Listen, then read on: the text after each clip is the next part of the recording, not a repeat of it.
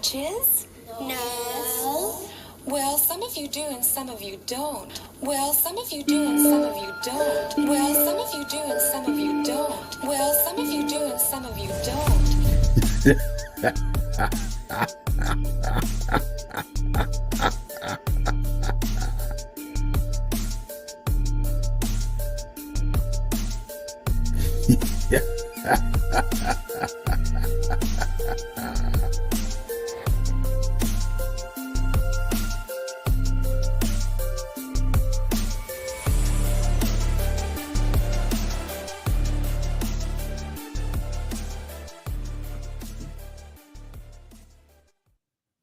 Hey.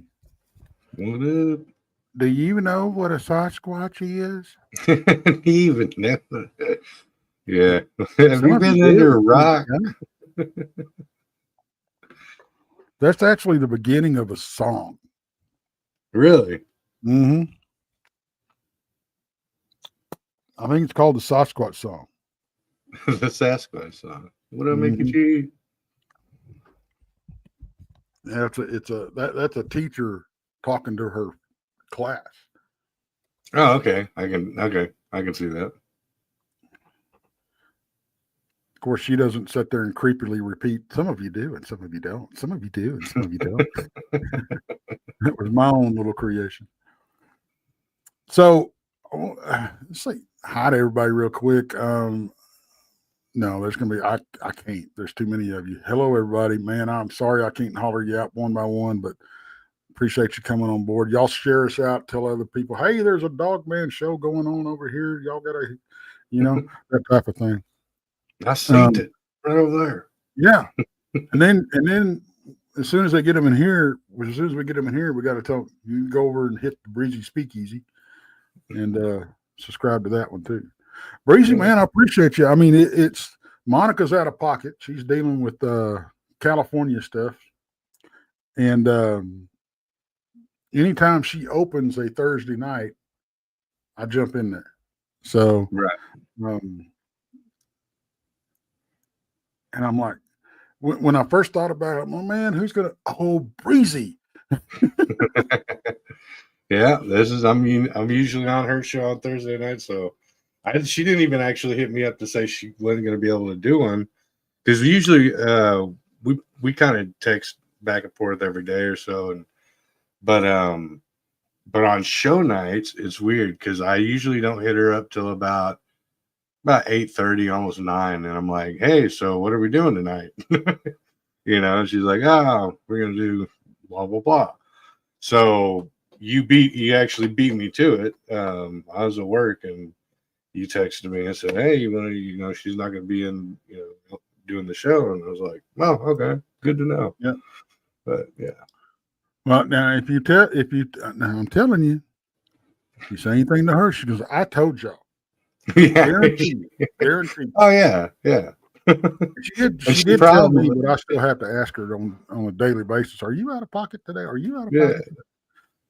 Yeah, no, she probably did tell me. I wouldn't put that aside at all. We are not going to go out on a limb and say that Monica was wrong in any other way because we don't want to suffer the consequences. I'm just saying. Right. I don't want snakes thrown at me. Come on. Mm-hmm. No, but it's true. Like at certain times, and I'm a late nighter, so I'll hit her up like after she's gone to bed, and she'll never respond to me, and then she'll hit me up before I wake up. So right. I'll wake up and I'll read it, but then by the time my gears are spinning, I forgot all about it. So yeah, we're on the same level in that. So we're and a lot of people we're both from Texas, but we're in different areas. We're about 3 hours away from each other, something like that. Yeah, about that. But the thing about it is, where we're at, we're both on what has been deemed by Small Town Monsters as the Dogman Triangle. And if you don't know it, I was in that documentary they did. It's free on Tubi. You can go look it up.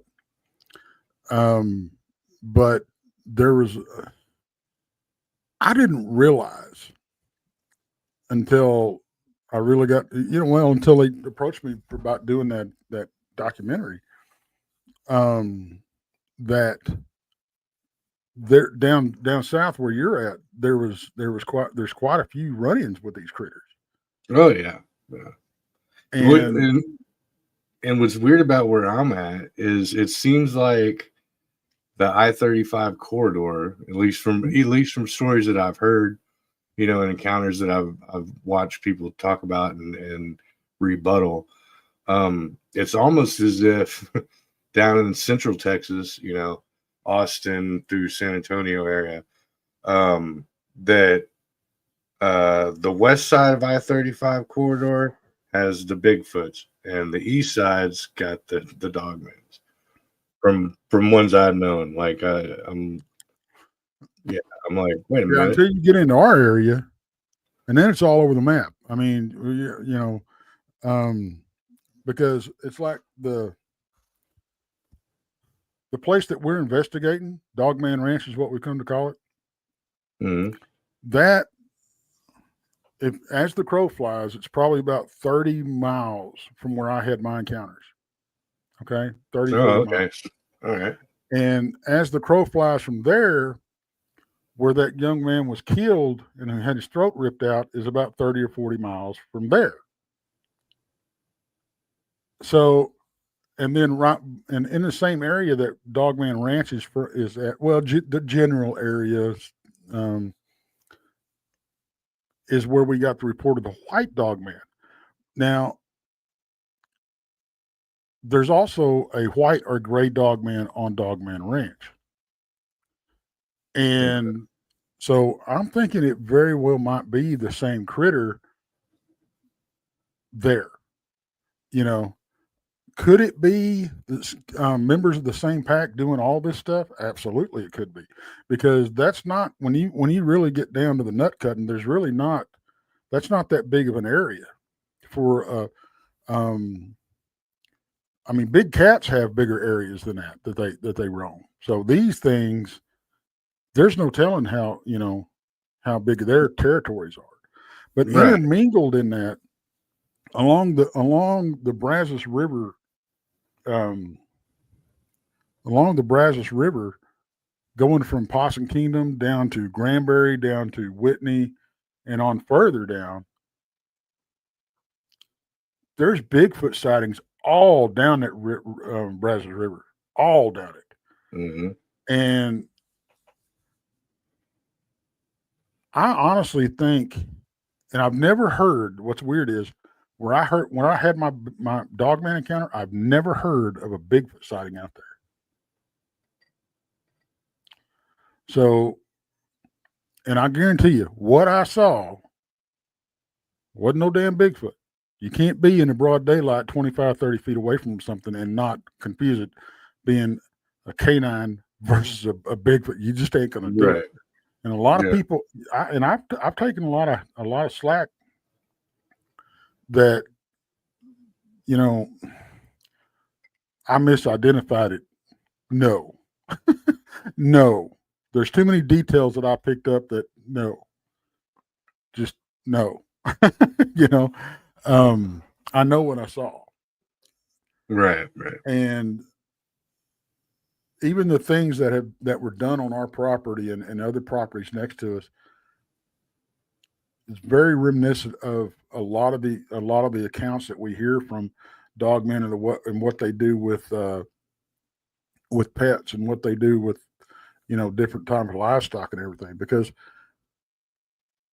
they'll steal stuff, but like dogs, they'll kill them just outright and just chunk them underneath the structure for some reason. Yeah. I mean, Bigfoot will throw stuff against a structure, or you just won't ever see the dog again. They'll take it and eat it. But these dogmen, they're like marking their territory or something.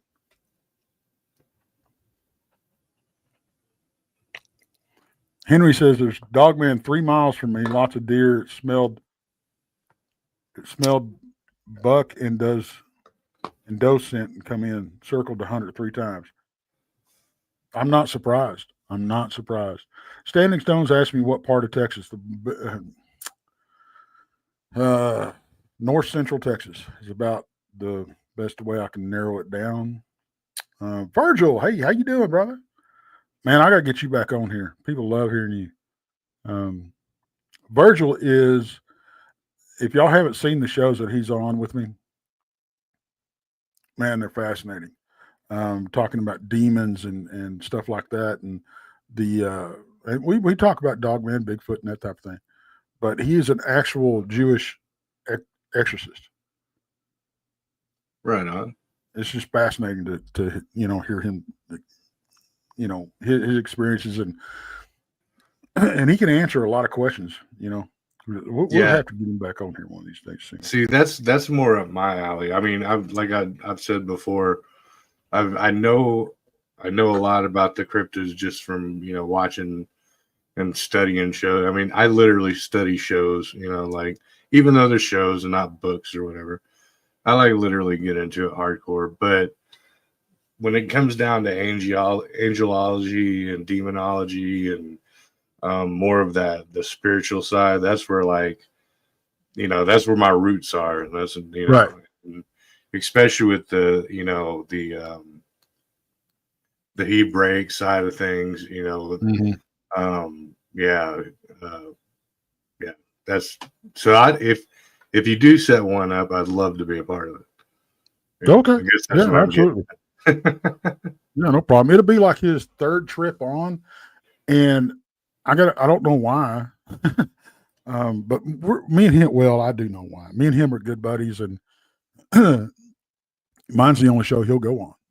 He won't go on anybody else's. But he knows I respect the hell out of it, and vice versa. But right. Well, I mean, you did me justice on the flat Earth one, man. I mean, we kept it 100 as far as a straight discussion, and I had mad respect for that. Absolutely, yeah. Well, because it wasn't a standoff. It was let's put the cards out there and see what we're talking about here. Yeah, and that validates a lot for me as a host and somebody who is putting the channel out there that's questioning things and not telling you what is going on when no one knows what's going on. Yeah. Well, I appreciate that. It means a lot, man, because that's exactly what I've been trying to do. And I've been trying to go here lately, really go back to the basics of what I started this channel for. And that's to get, to really make people feel like they can come on and share whatever they want. And I'm not going to chastise them, Mm-hmm. Because I think that's important. I don't care what you believe. It's like we were said. It doesn't matter. We can still have a calm discussion about things. Yep, a civilized conversation about it. Yeah. I mean, I know people that straight up think Dogman don't exist, and hey, that's on them. Have you ever seen one? No. Well, you'll change your mind. But yeah. But well, Henry says he interviewed the guy that was circled by the Dogman and is still touched PTSD. Absolutely. I guess in my own way, I still have some, but I've learned to deal with it. Luckily. Hey, Kimber, and T-Bone's in here. Augustine, man, I don't remember seeing you in here. That's awesome. Deep in the heart of Williamson County. That's awesome. Yeah, I've lived a little piece of my life in Wilco. And we'll see, Ullerson is the landowner of the Dogman Ranch where we're doing our investigation at the time being. Okay. And this is not albino; it's just silver or white fur is the one that he's seen and that other person saw that was close to there and everything. So it's yeah. So how big of is this a ranch? Mm-hmm. How big of a 2,000? Okay, yeah, we talked about that. Yeah, 2,000 acres, and I I'm chomping at the bit to get back out there. So, which we're going to do. I'm trying to arrange it where as much of the team can make it as can. Um, but it's so hard, man, when you're dealing with schedules of multiple people like that. And that's what I like about this area. It's so big, and I mean, you unlock the gate to get in and lock it behind you. There's, and it's so big that we can take quite a few people in there and split up, and cover more area. I mean, we had sightings, we had encounters and everything when we were in there the first time and the second time, and I think, man, third time's a charm, right? Right. But yeah, we're gonna film this one. Greg Ogles is coming down to film this one. Yeah, it's crazy. I mean, especially because I was a city kid, right? Right. And wrapping your brain around how much land 2,000 acres really is a feat within itself, because when we got our lot out here, it was 5 acres, and I thought it was freaking vast. And then you start looking into some of these huge ranches in Texas, and you're talking 18,000 acres or crazy stuff like that, and you're like, and just knowing what 5 looks like, you can barely grasp what 2,000 would be. That's big. Yeah. It's big. Yeah. And what's great about this place is got so much. It's got a Clearwater Creek that runs through it, and of course the fossils are just unbelievable. That's another bonus. You got areas that are used for hay fields. You got deeply wooded areas. You've got old homesteads that were there from the early 1900s. You got unmarked graves. It's just you couldn't get a place that's more, It has everything included. You got water sources, you got your everything, spectral spookles, and whole 9 yards. Your history behind it, the land. Then your like you said, the wooded areas, that'd be your camouflage spots. You know what I mean? Yep. Places to hide. Yeah, I can only imagine. Roy, Rockin' Roy, which I love her to death. You're going to think I'm nuts, but have you tried sign language? I don't think you're nuts, and I think that's a good. Why not? Why not? Say what? Woo Porcher? What are you talking about? Oh, the Woo Rider. Okay, I'm like Woo Porcher. That's a new one. But it's hey Mickey. That is really a good idea. I mean, but you better be prepared if we're going to do that, or if anybody's going to do that.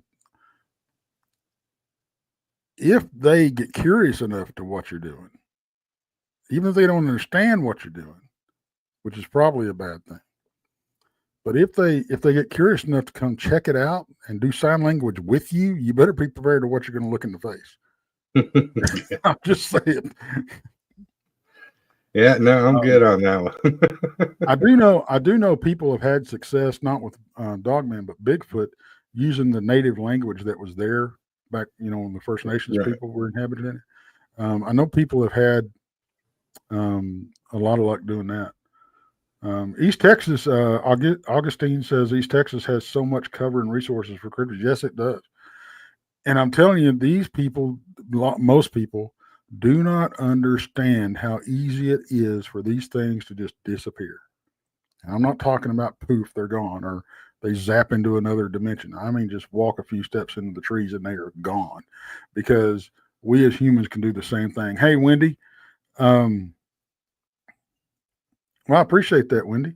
Yeah, y'all be sure and follow suit. Hit that thumbs up and spread. I almost said spread us out. Share us out. Spread us out. Same thing, right? Same thing. Charity. How you doing? That's a new one. Man, all these new people. That is so cool. Y'all want to know how many people are listening to us right now? I can tell you. I can tell you. Give me just a second because it's really cool. Because it says there's so many in chat and so many listening on the YouTube side, Right. on y'all side of it, but that's not the correct count. So right now, there's 105 of you listening to the show. Holy which I think is shnikes. awesome. Thank you so much, guys. Yeah. Rock and Roll using native sign language is getting results. Yep. I'm not Yeah, surprised. I just don't know. I mean, I'm not a man to back down from anything, but just thinking about it, I don't know if I'd want to be that close in a vicinity to be able to exchange hand gestures such as that. Like, I mean, I wouldn't back down, but man, I would be I'd be on the edge of loading the shorts on that one. And that's totally understandable.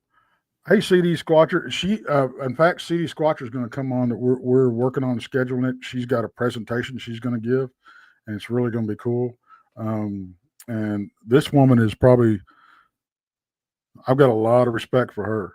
She makes us look bad out in the field. She really does. She's such a badass. But she's absolutely wonderful person. Let's see. We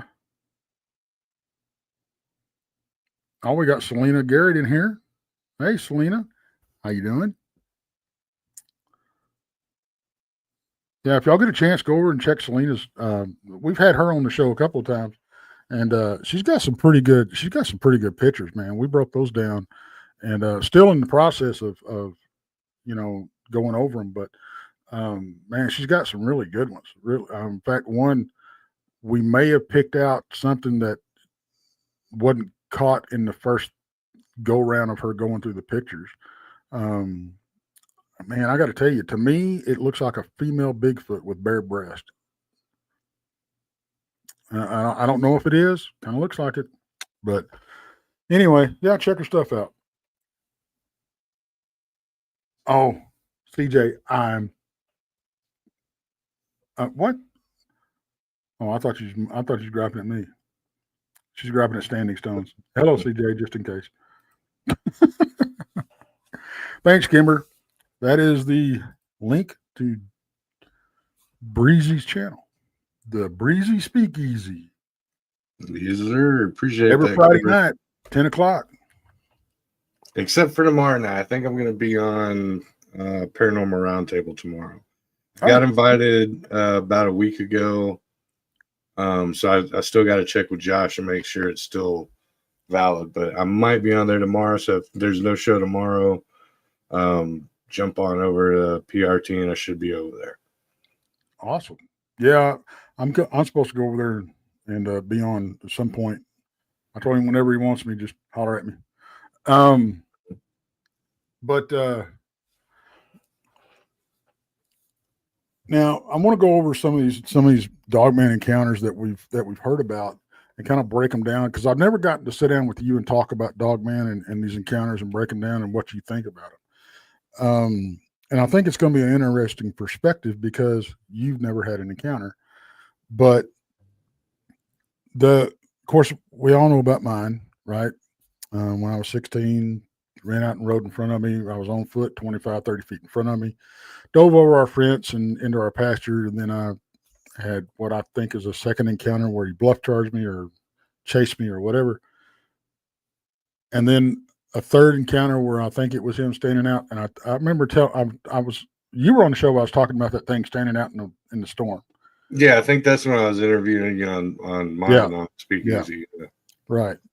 So I think I've had 3 encounters with the same critter. I can't be for sure, but it was the same place within a couple of years. Hey, makes sense. But one of them I really want to touch on is, and it bothers me because the one I was talking about where the old boy got his throat ripped out, and I'm sorry, folks, these are pretty horrific encounters that we're going to be talking about tonight, because I do want to talk about the whole one out the LBL massacre and that type of thing too. Yeah, but the one out in Lipan, Texas, and y'all can look that up, and you can actually look it up in the paper. Now this thing is in the paper, guys. Now it doesn't say Dgman. Don't get so excited. Oh no, but it had a very, very interesting twist of things, because what happened was this young man, he took a shortcut, he walked to work, he took a shortcut through the woods every day. Okay. Well, he didn't come back one day, and they went looking for him. Well, they found him. He was on the trail that he usually takes, but he was thrown over in the brush. He had scratches on his chest, and his throat was ripped out from the front. Okay. The sheriff's deputy came out along with, they didn't send a coroner. They sent the justice of the peace, because they didn't have a coroner, and they determined that it was a big cat attack. Right, mountain lions. We do have them out there. They're rare, but we do have them. But the game warden from Texas Fish and Game and their civilian contracted tracker also showed up.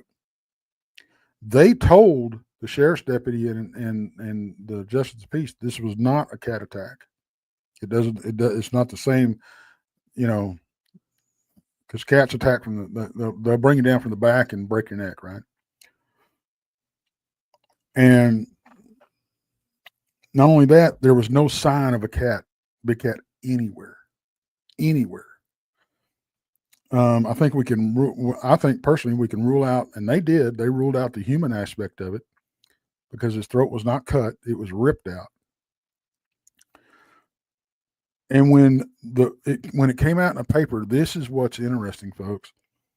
One, the body was cremated real quick. Okay. That's a tell right there, if you ask me. Yep. Get rid of the evidence. Yeah. Second thing, when it came out in the paper and they slipped up, I don't know how this reporter got a hold of this information, or if he was out there, I don't know. But they recorded the conflicting reports of the two agencies. That doesn't happen very often. You don't see that happen in public. It made the newspaper, folks. You can look it up.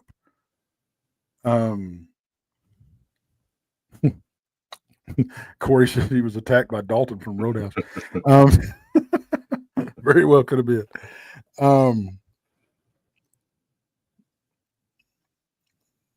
But there, in researching this, I did get to poke around a little bit, and there's caves out there. There's one cave out there that nobody will go to.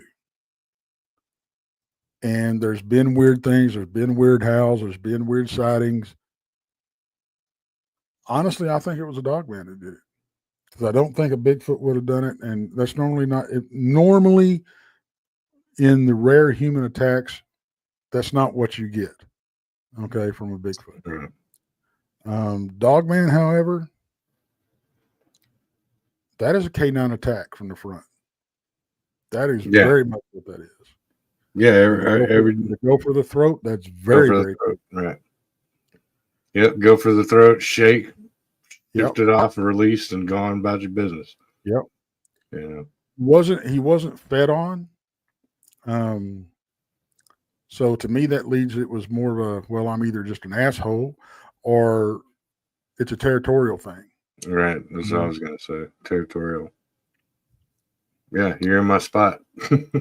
It's much like, to me, it's much like sharks, because there's different kinds of shark attacks. Not every time a shark attacks you is he trying to eat you. 9 times out of 10, he's just being curious. He's tasting you. Yeah. Because you're on a surfboard, and from silhouette you look like a seal. Exactly. And then they chomp on you, and they go, "Oh, that's not a." Yeah. And yeah. On occasion you catch them in a feeding prison or something, and you're toast. Right. But I do not think that this was anything of a feeding type thing, because they never mentioned he was fed up on. He was just, you know, some scratches and his throat ripped out. That's very telling to me. Very telling. After the threat was dealt with, he left. You know? Yeah. And like I said, there's a cave out there that it's on my bucket list. I'm a good friend of mine knows where it's at. We're going to go out there when he's feeling better. And in fact, y'all do some prayers. He's got the C word, you know, the big C word. But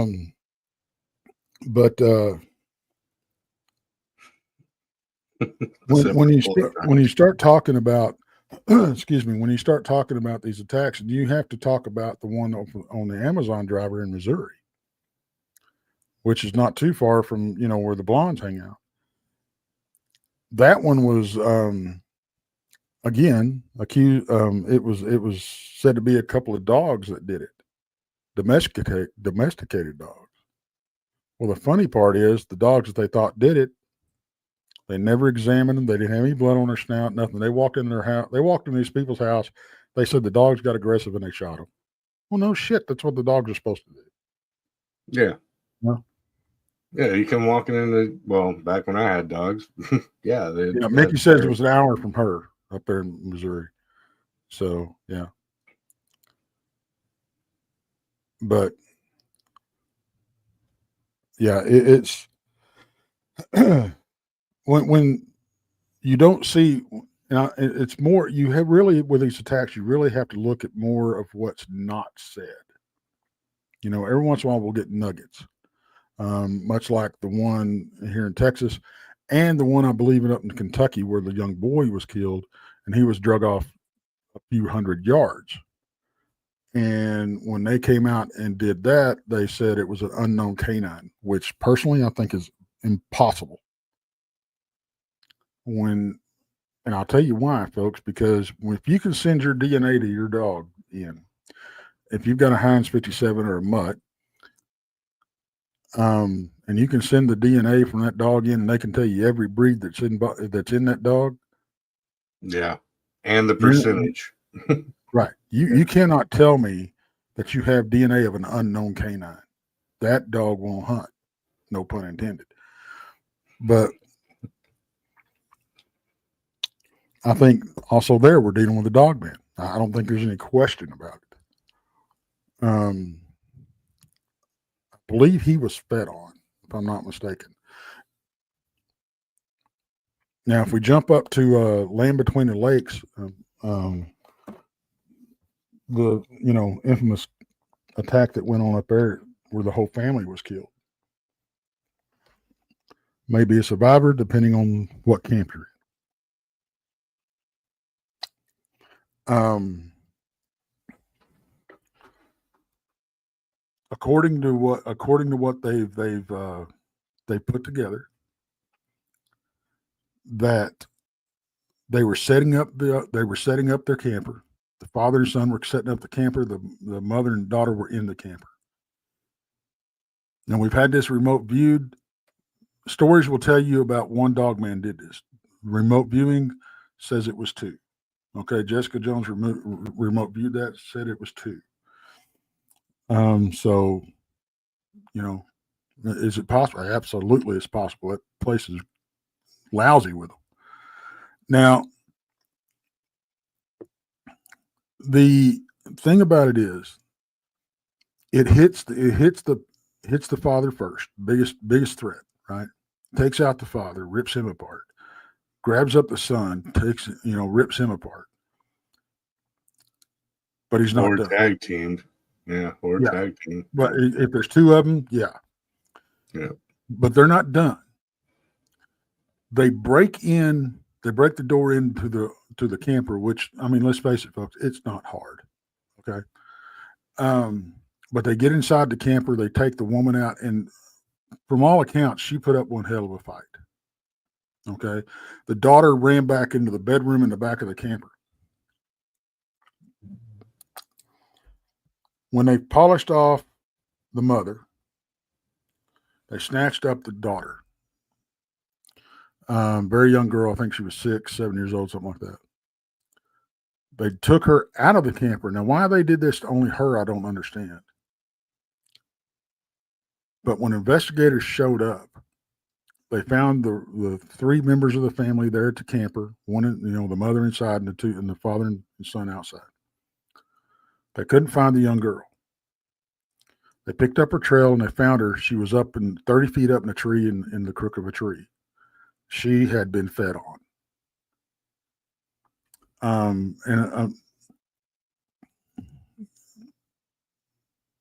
Now, How old these was the things, daughter? about 6, I think. Okay. Very young. I think the young boy was 11 or something like that, 10 or 11. So he would have been, like in the animalistic world, viewed as a young alpha. Yeah. You know what I mean? Yeah. Right. And then also, just hearing this, my brain's twirling. If it's a typical regular, like a dog attack, right? Right. Yeah. If the son and the dad, they're sitting out in the,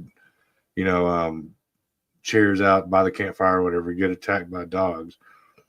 A typical dog, or something without, and what I'm getting at is this shows signs of intelligence. They might bark at the trailer, or might jump up and scratch paws on it, but they're not going to try to get in. You know what I mean? If a dog attacks something outside, a rabbit outside of my house, it's not going to come looking for trouble and trying to get into the front door. Right. So yeah, now you're talking some kind of humanistic intelligence. Yeah. I mean, don't get me wrong. I mean, if the dogs were in a frenzy, this is true. Yeah. Okay, maybe.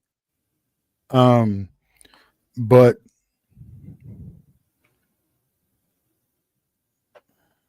I can't see them. Don't get me wrong. It's possible that they can chew. I've seen them chew through fence. Okay, wanting out. It could happen, but man, they would have to be some really hungry, pissed off dogs.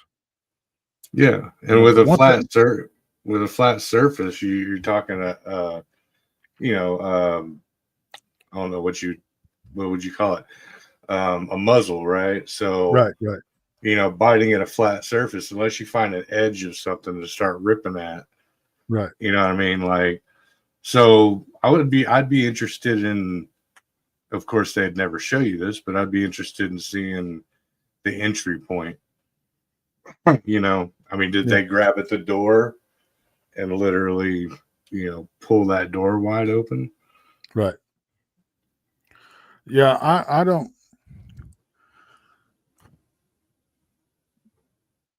I mean, that's a horrific. That's a horrific account. It really is. Oh wow, thank you, Andrew. He says, I have a video by Tim Kumbo Breaker saved underneath my favorites under YouTube. He was giving a tour at the ill-fated campground. Yeah, I've seen that. If you want to go look at it, yeah, that's he really goes over the story and breaks it down good. Because he was very involved in that. I think he may have been the one that broke this story as far as this community goes. And he supposedly interviewed some of the law enforcement that was there. Well, see, Tennessee Ridge Runner asked, where was the damage on the camper door? See, that's a lot of things we don't know, right? But in that same area, and a lot of people don't talk about this one, there was a bow hunter that was killed. And he went to go hunting. He was supposed to be back at a certain time. He didn't show up. His wife got worried.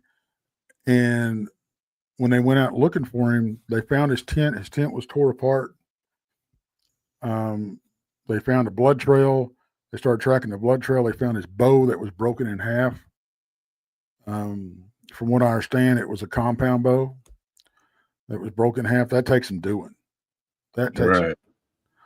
Then they later found his body, and he was about half eaten. So now, jumping back to the family that was killed, They supposedly killed a dog man down in the ravine next to the camper and pulled him out with a tow truck and then packaged him up and off he went. Because there was military involved and pretty much all the Rangers got kicked out and, the ABCs took over, that type of thing. Mm-hmm. And it's weird. If you go up in that part of the country, if you go around there to those towns and you talk about this, and I've heard this from different folks, they'll either just flat out shut you down or they'll tell you to leave. They don't want to discuss it. On a rare occasion, you'll get the ranger that will talk about it, or you'll find somebody that wants to talk about it. But for the most part, they don't want to discuss it. They don't want no part of it up there. So I got a question. So this trailer, are we talking like this was their homestead, or was it like they were coming and visiting and camping? They were on vacation, and it was in the 80s. It was in the 80s, and I know Kumbo theorizes that it was because in the 80s, pheromone-based perfumes and colognes were really big. Oh yeah. And he theorizes that was what really caught the attention of the dog man. I don't know. Right. Like I said, it's just a theory. It's just a thought process. Makes sense. Well, what comes to my mind is, okay, so the bow hunter dude he was camping, right? They're camping, so it could have been, clearing house on territory. Could have been. And being like, hey, y'all are camping out at the wrong spot, within our PAX territory or And see, CD Squatcher's been up there, and it was a camper across from the shower house. So this is a state park, national park, whatever. So it's not like it was okay. So it's not like it's not like it was out in the middle of freaking nowhere, perimeter campsite. Right. So, so it's a place that's normally visited by tourists and and strangers alike. Yeah. Okay, I got it. Exactly. I do not think that, and I know California, we hear a lot of cats attacking people on the jogging trails and that type of thing, and they will do that. They will do that, absolutely. But a lot of times those come with witnesses.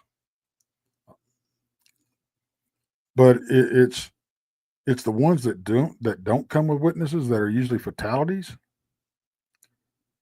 that I have to wonder about, because it's very, very easy, as we talked about with the whole one in Lipan, Texas. That's what they want to write it off on.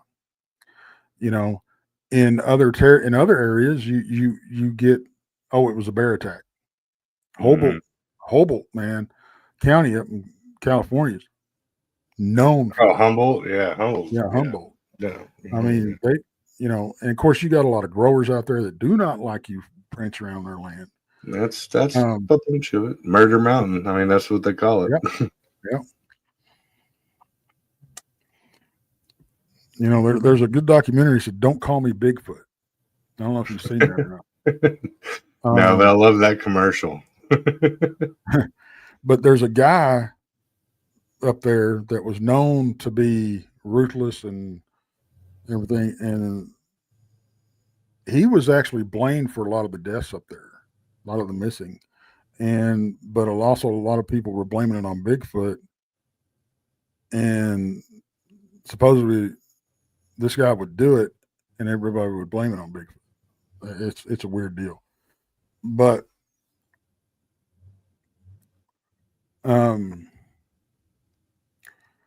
Corey said they heard that they cut through the thin sheet metal in the rear of the camper. Possibly, I don't know. We just don't know. We hear so many different stories and different accounts. Hey, Donnie.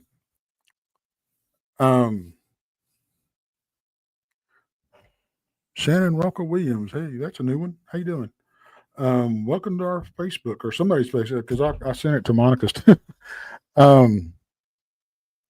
But these attacks, they beg a question. Are these dogmen evil? Because they're ferocious. There's no doubt. But are they just waiting behind every tree to kill you? If that's the Right. case, I wouldn't be sitting here today. I think personally, and I want your 2 cents in. I'll throw my 2 cents in after you do. But what do you think? I mean, do you think these critters are just bloodthirsty freaking killers out there, or what do you think's going on? Given the information that we just went over tonight. Well, the ones in particular, the particular suspects of this particular occasion,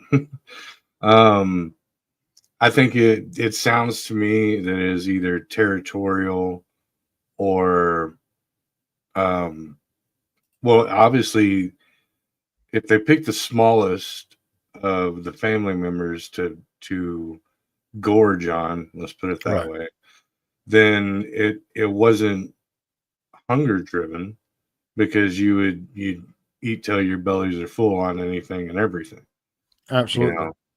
know. Now I do have different ideologies about dogman and their, you know, where they came from and why they're here.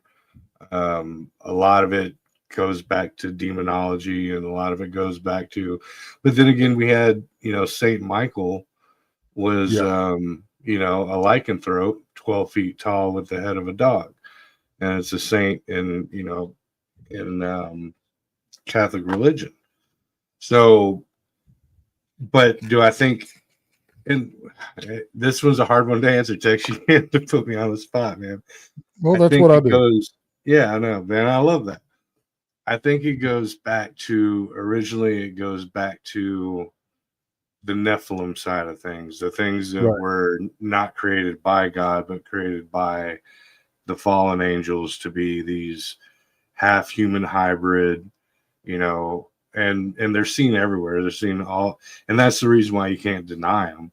You got hairy man all over the world. You got dog Right. man all over the world. St. Christopher, thank you, Grandizer. Um, and so to me, it could all be based um, in an evil origin, but just like everything in evil origin, doesn't necessarily mean that its agenda at the time is for pure evil. Right. We're born of sin. We're born of, so, but we can learn to be good. We can learn to be better. Is it so far out of fetch to go that there are good ones and that there are bad ones? They're not. And even if it's not good, they're less bad than the bad ones. You know what I mean? Right. So that's kind of where I go with it, because I think it ultimately, and that's just my religious, not religious, but my theological nature about it, is that it either is a true creation of God, or it's a mutation from the earth. So, but it doesn't necessarily mean that one that you see isn't just curious about what you are, or even a juvenile like going, hey, I've never seen one of those. Like, oh, because they could be like us and be like, holy crap, humans are real. I've always heard about them, but I've never seen one. It's kind of like the Santa Claus and M&M commercial. They do exist. They do exist, yeah. So I give all that a little bit of grain of salt and put it all together in my mixed drink, and that's kind of where I get out of it. But the case that we're talking about definitely sounds more either vindictive or more territorial, or just outright, if you take into the demonology type of thing, just outright to feed off the innocent, because Right. the smallest one, right? So when you think about, like, a lot of, the way they talk about the Chromebook inside of it, if you catch my drift, You know, that kind of rules over that. You know, the innocents are the sweetest because they're the ones that hurt it the most. You know, so You know, I was just brushing up on this St. Christopher thing, and the images. You know, a lot of people when they talk about this, they tend to kind of hint towards there's just this one image. There's not. There's a now lot of tapestries that were done that show him as being dog headed, and then when you really get in, and then you get into he wasn't dog headed, he was a giant. Okay. Yep. And he had a child that was in the water. He went and got him. The child got across heavier the and river. heavier, and it turned out it was Jesus Christ. Okay, that's a very condensed version of what the story is. But if you look it up, there is a at orthodoxjournal.org. There's a very, very fine article on it. So if you want to look that up, you can. But and I think that's what we have to do. Hey, Duke, we have to take all of this into account. That because if you look back, not just St. Christopher, if you look back in the Egyptian days, and we hear even depending on what camp you're in. I know I say that a lot, but it really does. Depending on who you want to believe and what story you want to believe, the First Nations people had either a race of dogmen or just soldiers that they called dogmen, which were much likened to the berserkers of the barbarians. Yeah. Okay. Depending on what you want to believe, and how far down a rabbit hole you want to go. Honestly. Yeah. I don't think that you can take all of this in and just write it off. I think there is some validity to these accounts, and one of my pet peeves is modern day science or historians wanting to just blow off the oral history. If it's not written, it didn't happen. That's BS, Well, yeah, and even if it is written, if it's not in their narrative, then it's BS. Absolutely. It doesn't fit their narrative. Because there's versions of explorers, that come across entire tribes of dog-headed people, and they didn't have a language, and they communicated by barks and amongst themselves by barks and growls, and that's not just one occasion or one location. So you're talking hundreds, if not thousands of years apart, if not hundreds of thousands of years from each individual location. So, so then you just the same thing, like I was saying, it's not like these newer ones, like it's not like Slender Man, it's only seen in North America and blah, blah, blah. Like I forgot the word that Monica uses for it all the time. But it's been going on, and depending on whose history you read, you'll find a piece of it in there. So to me, that brings, like you said, more validity to it. Well, and I think egregore, there you go, Ristel. She would have smacked me for that one. How dare you forget the egregore word? Well, and it's like, if you look at, and I hate going back to my account all the time, but I mean, I have to speak from experience, right? Yeah. Because these people that come forward, and I guarantee you, speaking from experience, these people that see a dog man would 100 times more wish that they had seen a damn Bigfoot. Because even in this community, you get judged and ridiculed and everything for bringing up the term dogman, because there's a lot of Bigfooters out there that either one just don't think they exist, or two, think we're misidentifying things, you know, until they see one. you know, it looks like we have another guest. Well, I guess he's going to sit backstage. Okay, I'm just going to add myself. Okay. I thought you were going to add me. I was waiting for you to add me, but you didn't add me. Oh, you done did it, Tex. You sent out the invite. And I was like, oh, really?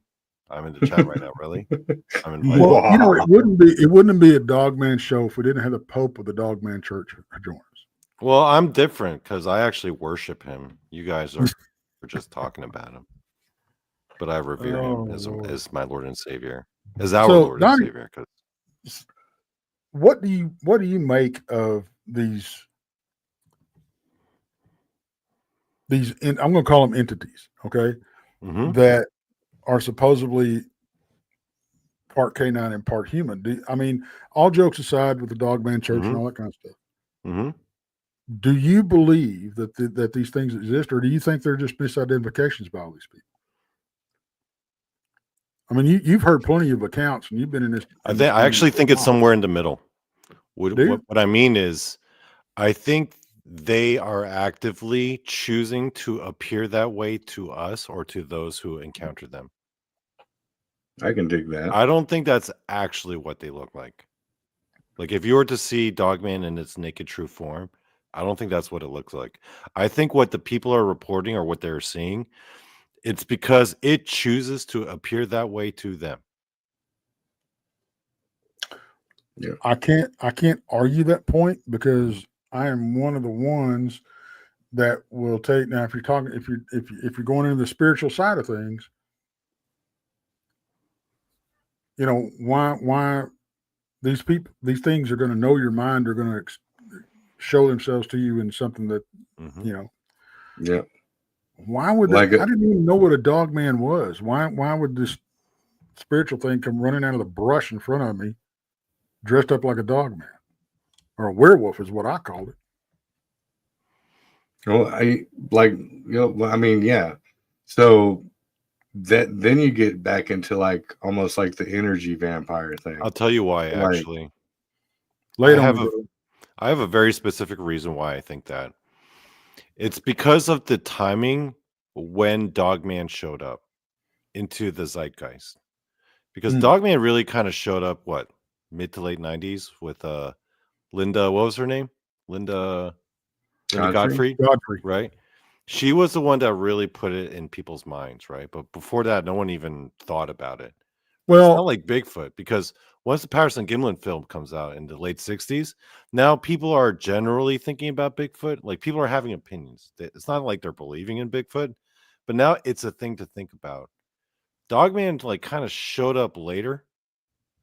I'm saying, if Dogman was really just Dogman as is, what it is, it would have been my honest opinion, it would have showed up earlier.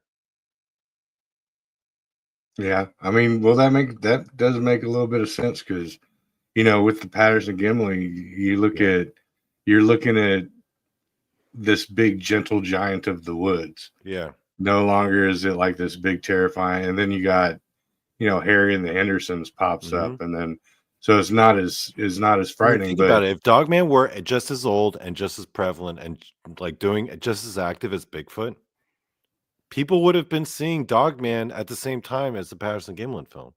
But there are no reports that I know of until Linda Godfrey shows up.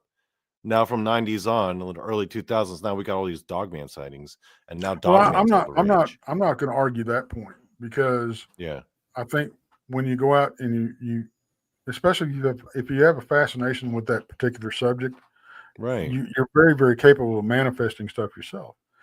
But I don't know of any Dogman stories from the 60s, though. None. Okay, maybe there are. But how do you explain going back in history and all these other accounts? I mean, like Saint Christopher, like the Egyptians, and even the The American newest Indians, and like all you that, said, yeah. depending on how you want to. Well, Selena it's says, absolutely understand why people don't come forward. It's really hard to pour your feelings out, and some people walk all over and they belittle others so badly. You're right, and that is, that's what we try to do is give well, people I a actually have platform no a matter what. counter argument to my initial theory, or why Dogman hasn't showed up. Like, Of I course, have a counter.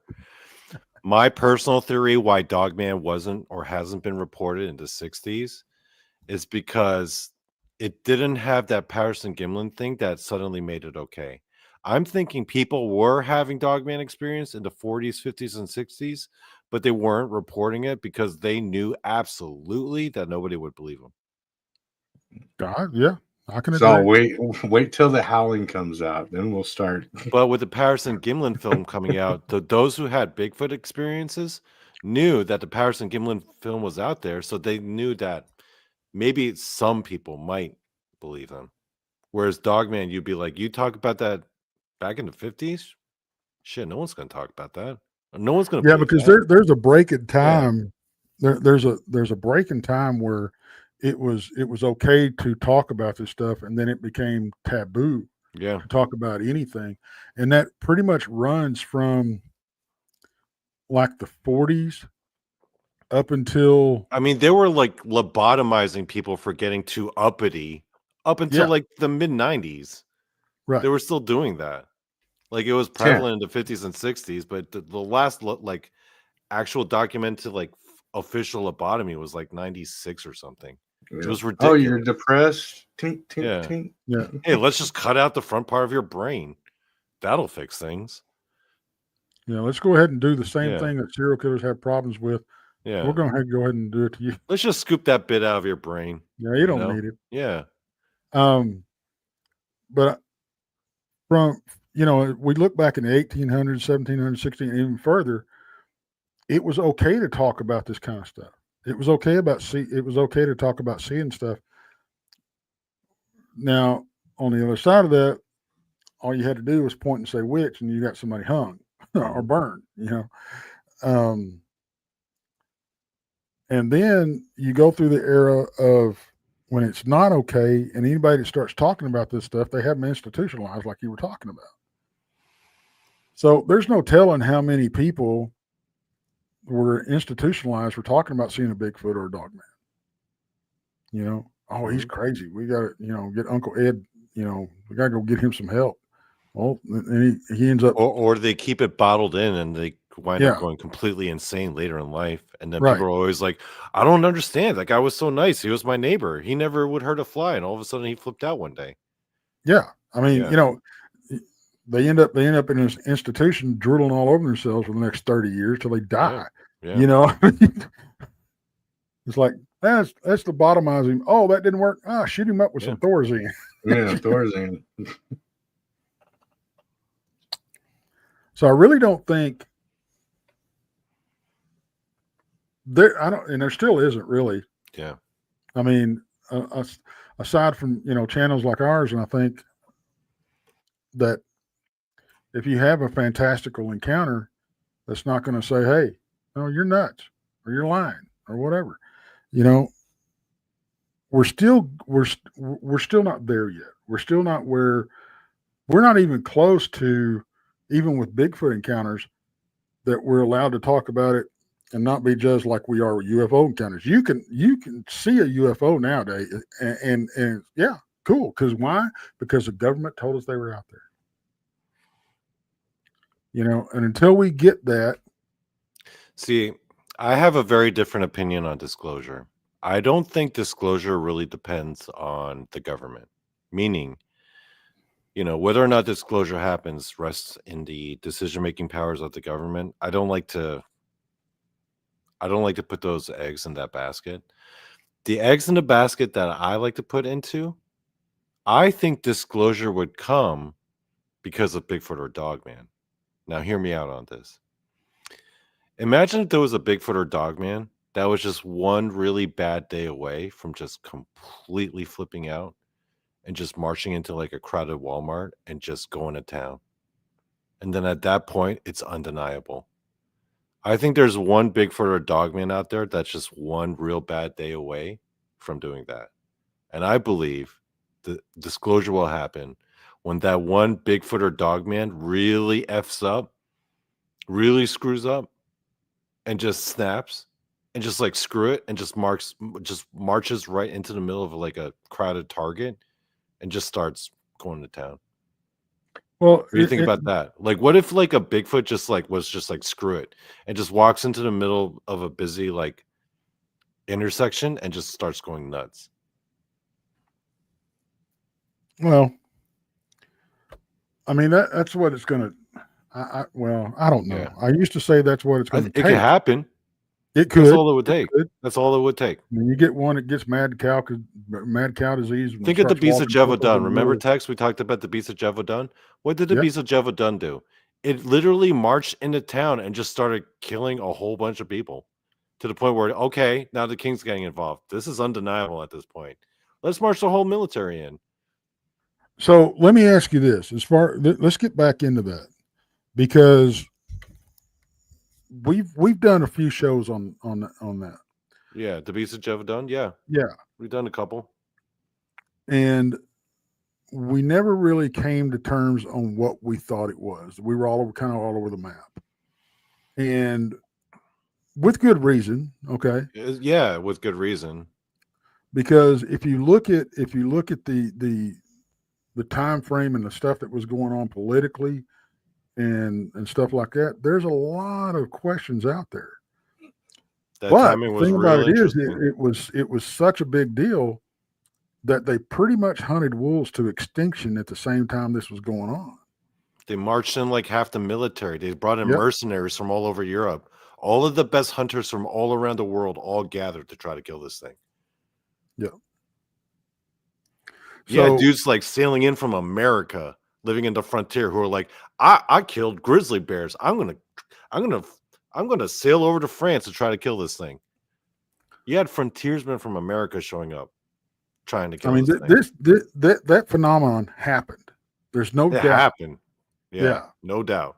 The argument is, was this an actual werewolf? Was it a dogman, or was it wolves? Okay. It was definitely not wolves, in my opinion. Definitely not wolves. No, I don't think so either. No, the hell no. accounts are one or too big. No, wolves don't do that stuff like that. They don't look like that, and they don't do stuff like that. Well, they don't chew your head off. No, You know, They they don't don't- just dismember they a don't. Yeah, body they and don't then- decapitate you and just leave the body there. That's not wolf activity. No. No. Breezy, what do you think about it? Well, I mean, You're aware of the beast of Jevadun, right? not to an extent. I'm not gonna lie, but You've heard the If- legend, though. I know of it. Yeah. I'd be straight BSing if I'm like, oh yeah, I know exactly what you're talking about. And that's not my gig. Yeah. But what it screams to me, right, is the biggest lie the devil told the world is that he doesn't exist. So Exactly. to keep it incognito, I definitely to agree with that. Right. To keep it incognito, yeah, you would have a lot less. But every once in a while, one of them slips, and before you know it, you got the exorcist, or an Yeah. exorcism account. Right. So, and I'm pretty sure that the powers that be, on that side are not happy with them showing their faces the way they do. So that's what screams to me on that account, is that it would be a rogue, that's just fed up with it and doesn't care about either side, caring about what they deal with. Marches But- into an intersection. Yeah. Right. But, the entire strategy of, that side of the world is to be Right. hidden and make people think that Yeah. they're crazy, because you get more pull out of that. Right. If you make a whole town think that they're crazy, and for history to go, they're crazy, you get more energy off of that. Yeah. And that goes back to the energy feeding and all that stuff.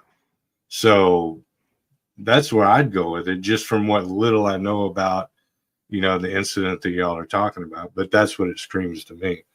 Right. Yeah. Real quick, I want to thank T-Bone for 5 new porchers, and of course Andrew for the super chat. Um, I I do want to real quick while I've got everybody's attention. I do want to go over the conference real quick that we got coming in September. The Island of Misfit Toys are putting on. Oh yeah, I'll be there. We'll be Yes, there. we will all be Yeah. there. It's gonna be awesome. I've heard Breezy's going to go kicking and screaming if he has to. Monica's dragging me by my hair. Yep. Yeah, but it's called the Crossing Realms Conference, and it is September 19th and 20th. I'm going to bring this up real quick. I don't want the video, dadgummit. Where did it go? Where'd it go? There it is right there. I'm going to read this.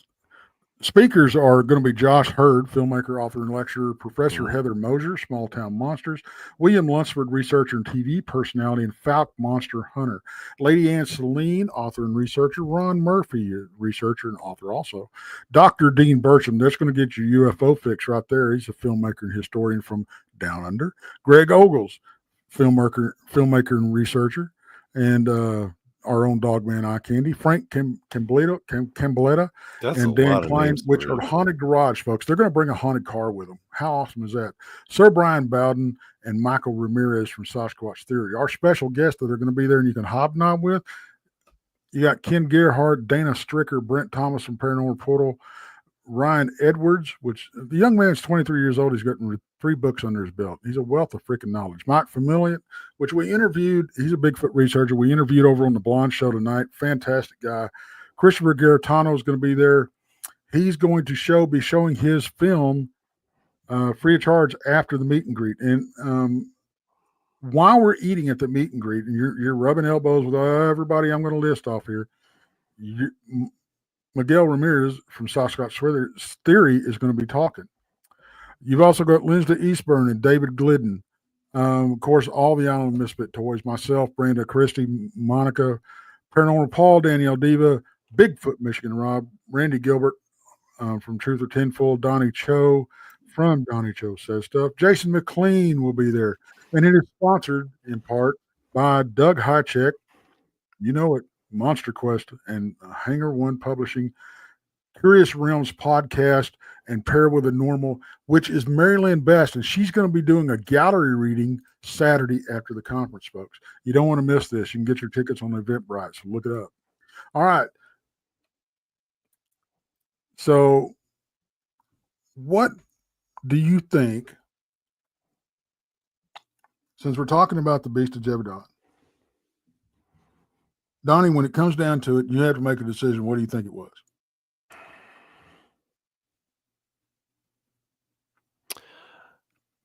Gun to your head. I think, okay, gun to my head. Actually, I don't know if I told you about this, but I wound up doing I did an episode on the Beast of Jebediah on Jessica's show, Jessica Jones, where she remote viewed it. And she was going to remote view Beast of Jebediah, and people were like, yo, get Donnie on there. So we did it. We did that episode together. You guys check that out. It was a good episode. Yeah, Jessica's awesome. She was part of our What Jessica told me from her remote viewing got me real intrigued. I'll be honest, because when she looked at what the Beast of Jebediah was, what she read was African magic, and I was like, you know what, that kind of makes sense. Because here's why. It does. End of the 7 Years' War, France pretty much hoovered up all of these people from Africa into their colonies and into their territories. You know, there were people from Africa in France at that time, all over the place, right? And in Africa, there was a lot of strong practice of like voodoo traditions. And the people that they took were like first generation. That means these people were still like, they weren't like born outside of Africa. These were people who were born in Africa who had all those traditions, and now they were just displaced, and now here they are in France, right? Makes sense. And now African magic, they do some, they do some shit with some magic, some rituals, the wrong kind of animal. Who knows, man? Who knows? So you're going with the supernatural aspect of it. I think a mix. I think it's a mix of supernatural and bad intentions. Okay. That's what I think. Someone who had a real axe to grind, who unleashed something. That's what I think. So Breezy, I know you don't know a whole lot about this, but just from us talking, I know this putting you on the spot. What is your gut feeling about it? Well, yeah, I mean, that's what I would think. I would think it would be, like I said before, I think it would be something more towards the spiritual side.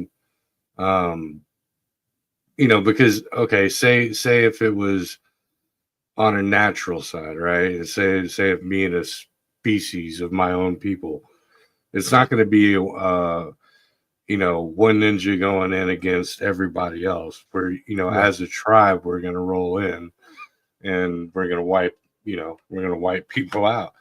And apparently, from what I know about this, it was, they were trying to just get this one cat or canine down. You know what I mean? It Right. wasn't like they're a village attacked by wolves type of a scenario.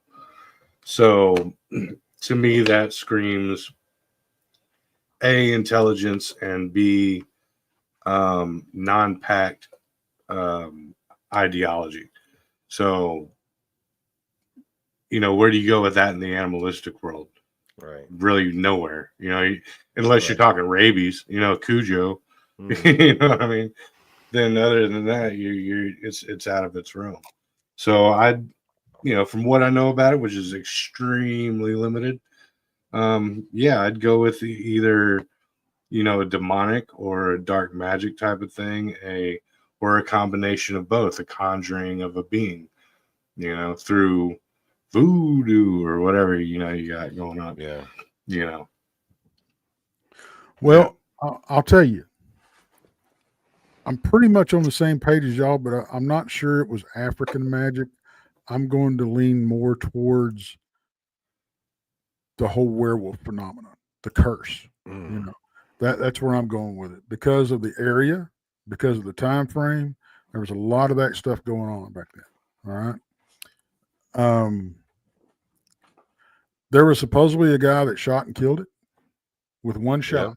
Yeah, there was. Now you're talking about the same varmint that got shot several times and walked it off. Right? Silver bullet theory. Well, that's there's a little bit more to that story, though. Can I? Yeah, do you mind if I expound on it? No, not at all. Go right ahead. Okay. So, homie who apparently killed the dog man, right? Who shot it and killed it. He was asked by the court to bring the body back, right? So he does, right? He boxes it up. He's got a doctor with him who chronicles everything, and he writes out a careful description of its physiology. Like, they got a dead dog, man. They got the beast of Jevadun dead on the table, dead to rights, right? So he's describing it. So this guy's got it boxed up in a carriage, marching it over to King Louis XV's palace to have it observed by the court, right? What happens? He breaks a wheel. The wagon breaks a wheel. He gets stuck on the side of the road. It's the middle of summer. They're trying to replace this wheel, right? In the middle of the summer mud, because France summers can sometimes get really bad. They go to open the box, it's trapped under the heat. It's all black sludge. The beast of Jevadun that they had boxed up, it turned into black sludge. They had nothing to bring back to the king. And that's what was reported by the guy who apparently killed the beast of Jevadun. Take with that as you will, But that's that comes up. That comes up in a lot. The black goo stuff. Yeah, black glue. Yeah. So I mean, that's up to you, right? That's up to you how you interpret that. Is that an excuse for why he couldn't bring it? Is that him trying to cover his own tracks, or was it in actuality? Is there something there with the black sludge? Yeah.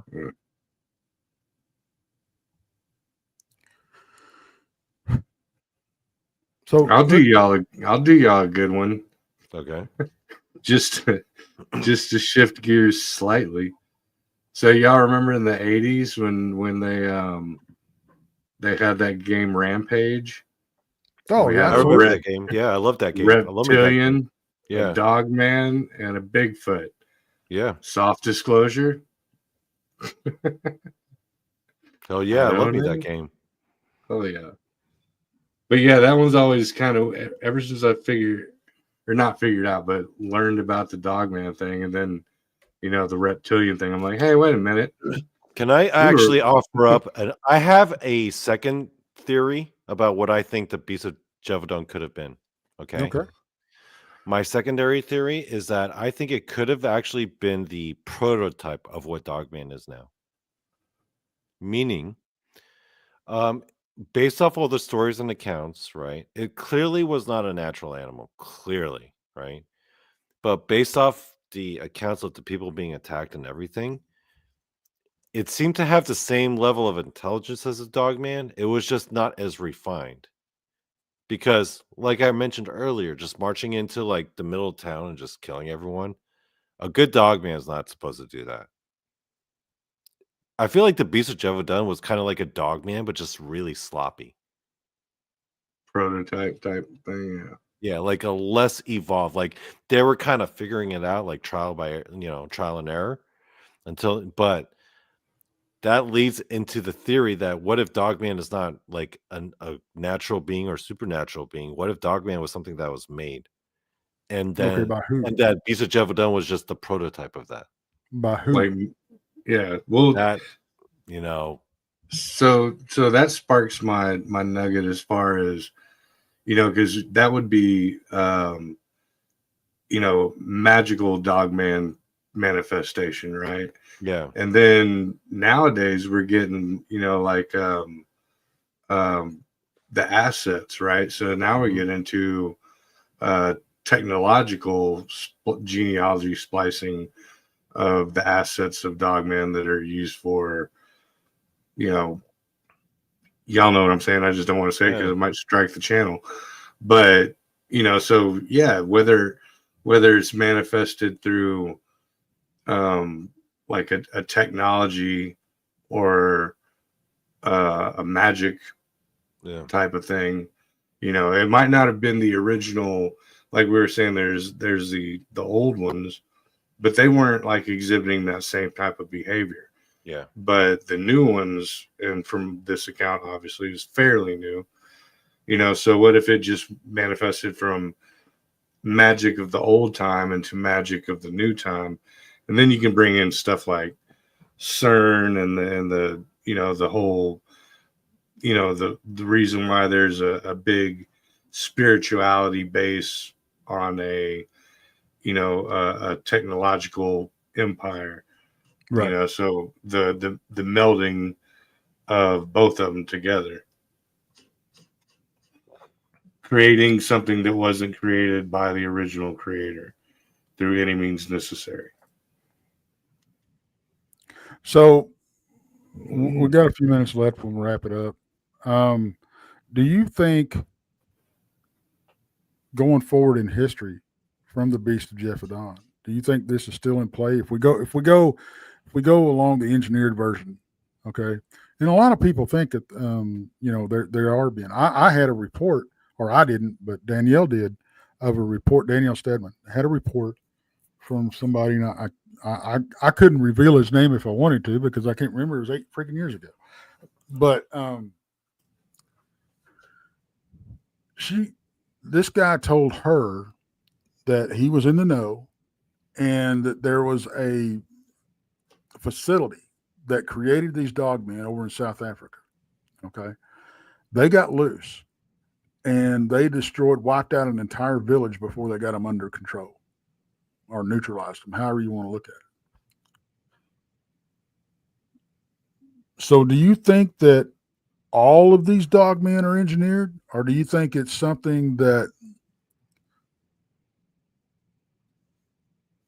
was engineered? Okay, if we're going to go that way, if we're going to go engineered, whoever engineered them back in the 1500s, is this when this was, Donnie? 1760s. 1760s. 1760, so 1600, Yeah. or 16th century. Yeah. About a decade before the Declaration of Independence. Yeah. Like George Washington would have known about the Beast of Jevadon. which that would have been, and it's not something you hear about. You don't hear about it in art history, it being talked about that I know of. I had to do some research on that. They would have talked about it. I know for a fact they had conversations about it. Like, Yeah. Because here's the thing about our founding fathers. What did they do with most of their time? They were in ale houses. They would just sit around and drink ale and just talk all day. I'm sure there was, yeah. I'm sure they would have been talking about the Beast of Java. Well, and you had people like Daniel Boone that were, having Bigfoot encounters and stuff like that. And didn't Davy Crockett shoot Bigfoot? Or was Teddy Roosevelt might have had a Bigfoot encounter if if the conspiracy theories are to be believed. Yeah, I know Roosevelt did, but I can't remember if it was Davy Crockett or it might have been Daniel Boone. No, it was Daniel Boone. Yeah. It was both of them. Both of them. Daniel Boone, I believe, was Daniel Boone the one disappeared in front of him. Do you know who didn't have a Bigfoot encounter, but who I kind of wish did? Christopher Columbus. I wish when Christopher Columbus showed up, like a Bigfoot would have showed up on the beach and just slammed his ass. You mean like what happened with the Vikings when they showed up? Yeah. Well, he did have a UFO encounter. Yeah, that guy was a real piece of work, Christopher Columbus. I can imagine, I'm not like Native American or anything, but I understand why they're so pissed at him. Yeah, I get it. Well, folks, it was an interesting conversation. I'm going to let everybody go to bed. Thank y'all so much for your support. Y'all have been awesome. And I tell you what, Monday's show, man, Mondays is going to be, or is it Sundays? It's about government psyops and how they do it and what's been done in the past. And this is not conspiracy, guys. It's laid out. When is the show? Monday? Let me look. Sunday 10 to midnight. So, right? Tex, I'm wondering now who you're going to have on the show. Well, I don't know. Yo, you got to get Jason on that one. Well, it's the 19th at 10 o'clock. So, get Jason on that one. It's Sunday's show. But we're talking that this stuff is not. It's in black and white out there. They did this stuff, but I've been doing some research on how they accomplished what they did. Not just, they did this. The particular ways and how they accomplished it. And it will blow your freaking mind. Mm-hmm. So you don't want to miss that one, folks. We're also doing a wrestling show. I never heard from Donnie about it. So I guess he don't want part of it. Unfortunately, wait. I have to work, man. Wait, what time is it? It's tomorrow at what time? It's going to be 6 o'clock your time.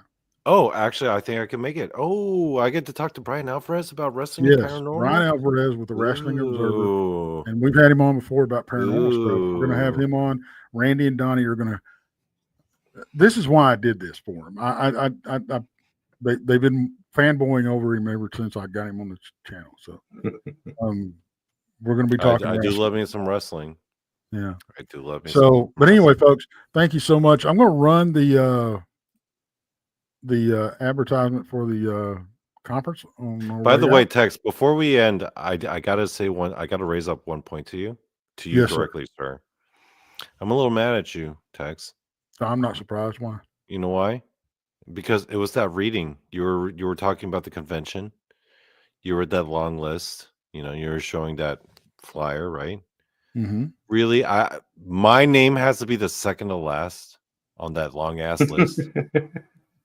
Second to last, and then very dead last is Jason McLean, who doesn't even have his show. So what are you saying there, Tex? My show is last. If you really want to go back on the roster, if you really want to go back and listen to it, listen to I didn't mention. I was second to last. I didn't even mention myself. List. Well, you're the MC, Tex. You're literally the MC. It's like big letters were like in top right corner. What are you talking about? I will MC move you of the show is Tex. I will move you up on the list, Donnie. I apologize. Then you got me at a second to last, Tex. That hurts my feelings. Sometimes the marquee hurts. I'm at the dead bottom.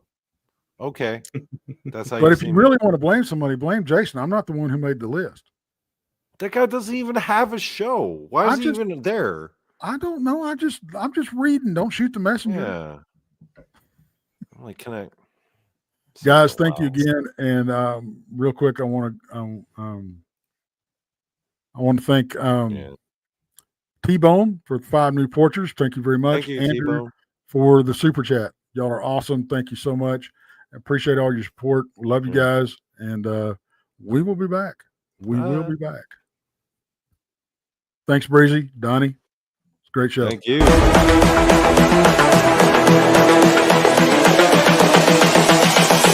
This is the future.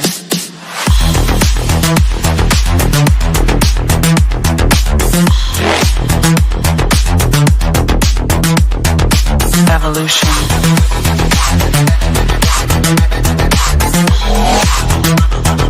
This is the future.